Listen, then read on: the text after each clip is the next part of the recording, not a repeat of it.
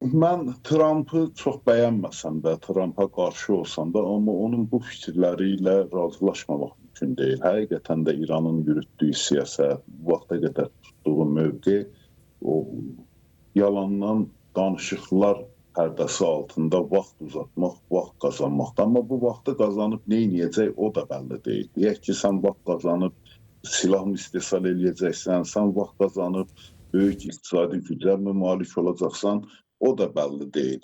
Və ona görə də mən hesab edirəm ki, o Tramp bu məsələdə kifayət qədər haqlıdır. Yəni İran artıq son qərarını verməlidir ya deməlidir ki, mən sənin dediklərinin heç birisinə razılaşmıram, gəl vuruşaq ya da ki, artıq razılaşmalıdır. Mən hesab edirəm ki, İranın əslində razılaşmaqdan başqa çarəsi də yoxdur. Yəni indi başqa alternativlər yoxdur. Mən keçən dəfə də dedim, o Koroğlu'nun bir sözü var, deyir, igidlik yolunda 9'u qaçmaq, biri gözə görmə. Bu heç də qorxaqlıq əlaməti deyil. Bu bir taktikadır. Müharibənin də bir taktikaları olur. Müharibələr taktikalar və strategiyalar hesabına uğur qazanır.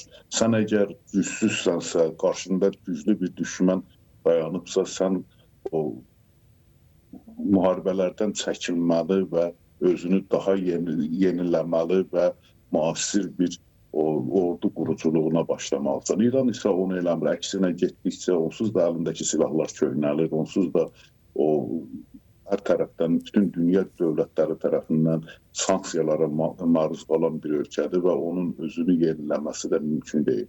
Bu mənada mən hesab edirəm ki, Trump'ın sözünə diqqətlə qulaq asmaları, onu dəyərləndirmələri lazımdır. Bu, İran üçün heç nəticə verməz.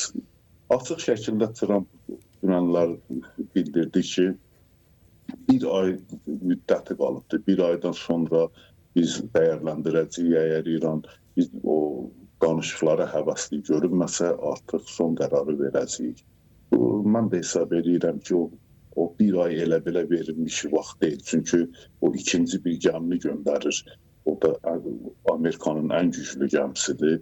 İkinci, yəni gəmi deyəndə təyyarə daşıyan gəmidən söhbət gedir.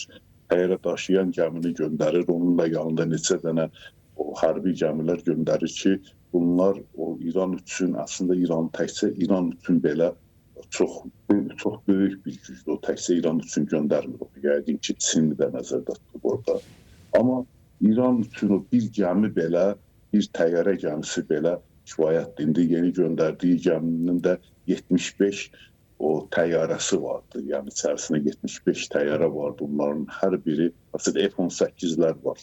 F-16, hər biri ən müasir o təyyarələrlə təchiz olunmuş gəmilərdir. F-35'lər hətta var.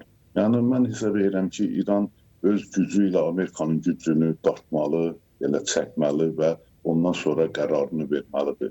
Sən axı Amerika ilə vuruşacaq gücdə deyilsən. Boş-boşuna niyə o gərginlik yaradırsan? Ümumiyyətlə, İranın son zamanlar yürütdüyü siyasət tamamilə özünün əleyhinə çevrilir. Bu dünənləri bir açıqlama verib, bir siyahı yayınlayıb, yəni belə deyək, öldürəcəyi güya insanların siyasını. Bu nə deməkdir? Bu deməkdir ki, sən artıq özün etiraf edirsən ki, mən terrorçu dövlətəm. Yəni, sən özün artıq Amerikanın, İsrailin əlini gücləndirirsən. Məncə bu cür boş-boş o xalqa yönəlik güya ki, o özünün o təbliğatını aparır. Mən heç kəsdən qorxmuram təbliğatını aparır, amma bütün bunların hamısı İranın özünün əleyhinə yönəlir.